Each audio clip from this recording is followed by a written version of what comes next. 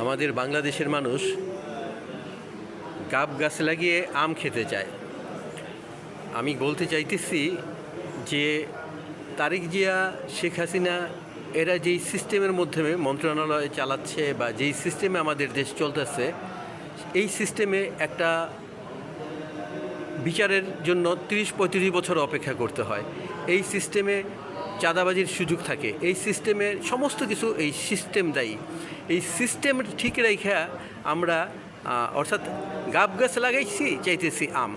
অতএব এই জাতিকে যদি বিপ্লবী সরকারের মাধ্যমে সমস্ত কিছু সংস্কার না করে, তাহলে এই জাতির দুর্ভোগ সারা জীবনেই পোহাতে হবে। এই তারেক জিয়াও ঠিক করতে পারবে না, হাসিনাও ঠিক করতে পারবে না, অন্য যে কেউ আসুক, জামাতের শফিকুরও ঠিক করতে পারবে না, যদি এই সিস্টেম বহাল থাকে।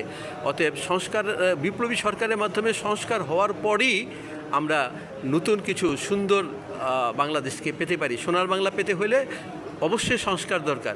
এই সিস্টেম বহাল রেখে 200 কোটি টাকা ঘুষ খেয়ে যদি তারেক জিয়া কাউকে বাংলাদেশের গভর্নর আপনাকে বানিয়ে দেয়, সে বানাতে পারবে, কারণ এই সিস্টেমের কারণে।